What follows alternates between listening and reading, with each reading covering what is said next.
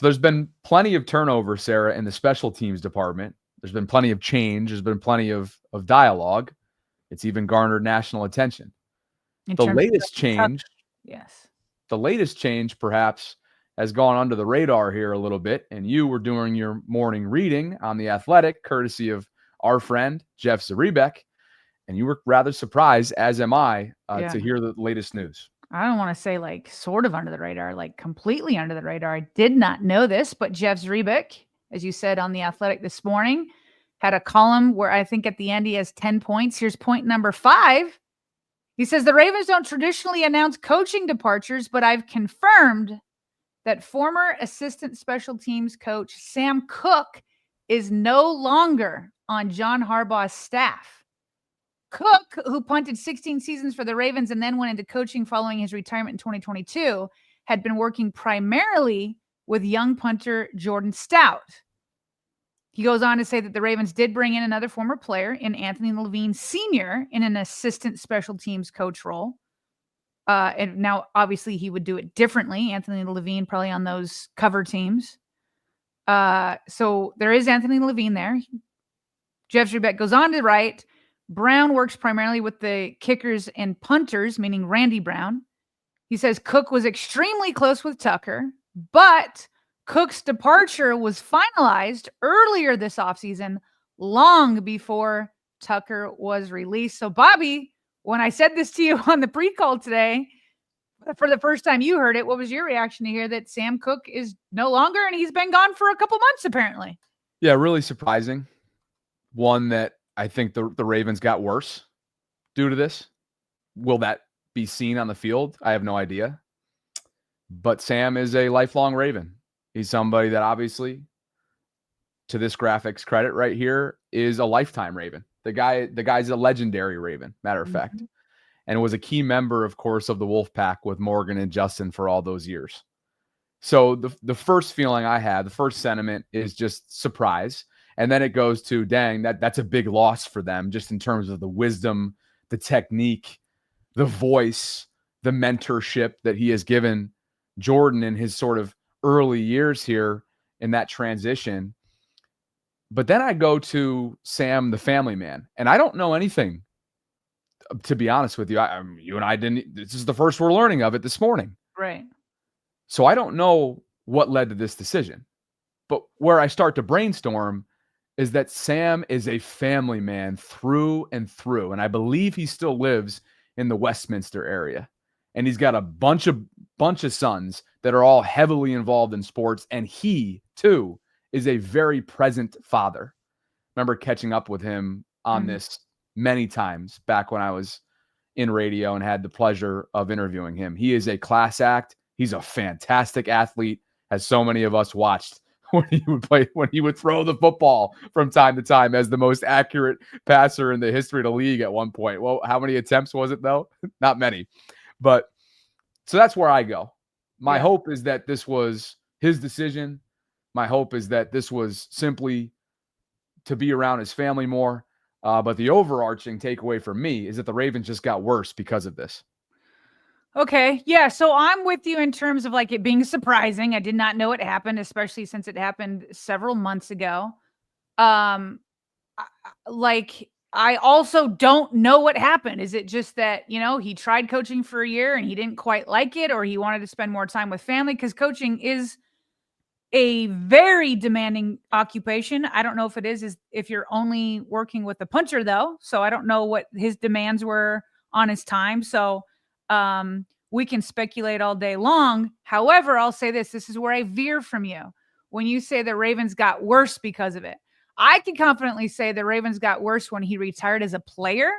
He was hands down one of the best punters in the league, certainly in Ravens history, but I don't know how he was as a coach. I don't know that a lot of times, like I just think of like math teachers, right? Sometimes the best math teachers are the ones that struggled doing math. And they had to learn how to do it piece by piece. It didn't come natural to them. And so they were able to coach it. Sam Cook was a natural at the punting position and a lot of other stuff. He was just an athlete. If you talk to guys inside the building, it was crazy how athletic Sam Cook was. Was he a good coach? I don't know. I haven't heard that he was a great coach. What I do know is that Jordan Stout hasn't been great, especially as a draft pick. And so I went over to PFF this morning and I looked at his 2024 grade, which, they put together. They do this by watching film. They're not perfect, but I think it's better than just raw stats of like, your punt average, because who cares? Like, I don't care how far the punt goes. Sometimes you need it to be shorter to pin them at the 1 yard line, right? And so, but they had a 63.9 grade for him in 2024, which ranked 24th in the league. It's not the worst, but you're not even in the top half of the league. And then you can break it down a little bit more. Some of the stats that mean something to me. I don't care what his long is. I don't care what his punt gross average is. I don't care how many punts he had. None of that matters to me because it's not really saying anything about how good he is. What matters is how many times did you pin somebody inside the 20-yard line? Okay. 23 times. That ranked 23rd in the league. Now, he may not have had a lot of chances. Again, he only had 55 punts, which is 22nd, which is good because the offense regularly scored. They didn't need to see Sam Cook as often. But what about his return percentage? You don't want to see guys returning it. You want to have them in a place where, they're not going to return. The coverage team matters too, obviously, but it's a 38.2%, 31st in the league in return percent. And then what about his hang time? Hang time matters because it's how much time are you giving your coverage unit to get down there? Well, he's 9th. Fair catches, he's 16th in the league. So I don't think that Jordan Stout is like, this horrible punter, but he's not great. And so just like you, I don't know why he left. Could have been because of family. I don't think it'd be because of Tucker, because this happened early in the season. And when the allegations first came out, ADC made it sound like, we're going to wait and see, and then he changed his mind once Loop was drafted. And so I don't know if it's because of Tucker. I don't know if it's because of family, or could it be that they just didn't feel like he was a great coach and that, everything that he did during his entire playing career wasn't rubbing off on Jordan Stout. Maybe that's Jordan Stout's fault. Maybe that's Sam Cook's fault. But I can say to you, the punting wasn't great in Baltimore over the last year as when he was serving as the punting coach, essentially. Certainly. Yeah, Jordan's been below average. I mean, the numbers suggest it, unfortunately. So that's the reality. The other piece of reality is that we're speculating, obviously, in terms of what could have led to this departure.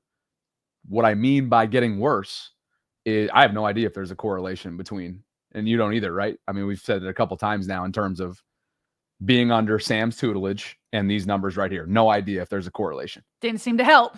We will figure it out. we will figure that out this coming fall if there was a correlation. What I mean by get worse is just simply from having that kind of experience in the building to pick his brain, to lean on, things of that nature. So, again, will that be seen on the field? Time will tell. But this was definitely news that came as a surprise. Absolutely. Meanwhile, over the weekend, there was this post on Instagram from Ravens Flock 410. And it's posting a picture. Now, some people are claiming this is an old picture, and that's not what they're indicating here. It posted a picture of Justin Tucker practicing on his own. The caption says, Justin Tucker was spotted at Northwest Regional Park in Owings Mills working out after being cut by the Ravens. So this account is saying that it was indeed after he was cut. And so they've got hashtag Justin Tucker, hashtag working. And so that started making the rounds. So if this is indeed from this weekend, and he has been known to work out, around town in the past, it looks like, he's not giving up. He wants to, I'm sure, make it back into the NFL as he awaits the results of the investigation that the NFL is putting on. I believe he does have a house there in Baltimore, right, Bobby? He does. Yeah, I mean, he's been a mainstay since 2012, so it would only make sense. So this is after he was cut, which was just announced last week, and he, I'm sure, wants to revitalize his career and his reputation. Yeah, I had heard some rumblings a while back that maybe he was starting the process of a move, but just not sure how credible those are. So, we'll have to see what his, if I'm him, gosh, in a town like this, now that you're cut, I'd be popping out of here as soon as possible. I mean, how can you live on a day-to-day basis and do things, without getting spotted like that? If this is this, right? You're having unless you just feel like you're innocent, as he's asserted, and you're like, sure. I'm not going to let this make me go underground, right? Like Sure. if he feels like he's innocent, and we don't know the results of the investigation, there's obviously nothing that can happen criminally or in the civil suit area because it's past the statute of limitations. But if you feel like you're innocent, like you're like, no, I'm not going underground. There's no reason to hang my head. So Sure. yeah, You get that too, boy. But regardless, that yeah, requires some mental fortitude. it sure does. It Man, sure I mean, does. this is a small place as it is, Sarah. As you know, you lived here for a number of years, and I've been here for 10 plus too. And Especially in my oh Owensville. my, you were exactly, especially downtown. I mean, I feel like Smaltimore takes new meaning every single year that I stay here. It's just, it really is something. So that was that, and this is this. Lamar getting Preakness week started early, Sarah. Yeah, he's a little bit early, but after you read about it, you understand why. But here's a headline from the Baltimore Sun. I got a video coming up in just a second that he hosted a day of horse racing fun and charity at the Pimlico Race Course. So obviously the 150th Preakness stakes are still forthcoming. But this last weekend, the National Thoroughbred League began its 2025 season at Pimlico Race Course. And so just for those who don't know, which was for sure me, the National Thoroughbred League, ATL, is a 10-team thoroughbred racing league entering its third season. And it brings in teams from, all over the country. And Lamar Jackson is the lead owner over the Maryland Colts. I think we had that news. Was it last year or the year before where he took them over? So on Saturday, Lamar served as the host for 3 NTL races, each of them worth up to $75,000 in purse money, which is a lot, but horses cost a lot. So I don't know if it's, covers all those horses and those things there, the costs that come with it. And so the Baltimore Sun explained that Jackson became involved in the organization to help launch the Forever Dreamers 8 scholarship program, which is a fully funded apprenticeship that gives high school seniors in Park Heights a chance to work in Maryland's thoroughbred industry. So a cohort of 8 high schoolers, obviously in honor of Lamar Jackson's number 8, will spend their senior year working various jobs that include horse training, veterinarian duties, and sales work, which also has the backing of Governor Wes Moore and his wife, Dawn. So Lamar was there. They had a hippity hop race, and the winner of that got to meet Lamar. And here's a video, courtesy of Ravens Productions, of some of what he was doing. I know that he's signing some jerseys there with some of the young kids, trying to promote horse racing for a new generation. There he is with Governor Wes Moore, who is also a proponent of the stuff there. Look at the kids there getting to, play games, meet ponies, and face painting, petting zoo, all of that. So good for Lamar, owner of the Maryland Colts, hosting that over the weekend. Yeah, it seemed like it was really well attended. The governor who you just mentioned was in attendance as well. Mm-hmm. And it did bring me back to the article from maybe his rookie year or sophomore year or whenever it was. Her name escapes me. I think she was a columnist for the Baltimore Sun at the time. And she took issue with how Lamar didn't do enough philanthropically here in town, as if to say he's only doing it back home in South Florida, where we all know he does an incredible amount of community work every single year. Well, is this enough? And this is great. And this is not all he does either. So right. Cool attendance for him. A lot of those videos that you just put up there. There were plenty of other content as well that I saw on my timeline. Everybody was just thrilled to see him. And anytime he is in Baltimore in the offseason, it's special when there's not something that requires him to be there from a football perspective. Because he does spend a majority of his offseason down in South Florida. And he has the right to do that. It's where he's from. Absolutely. It's where he grew up. Like, if he wants to go to Florida, he can go to Florida.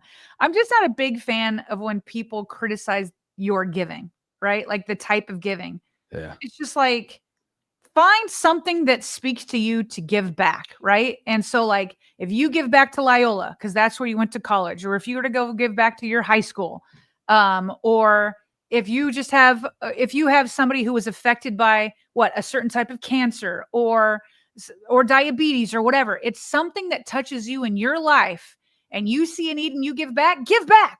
And why you criticize that it should be there or here or that, I'm just not a big fan.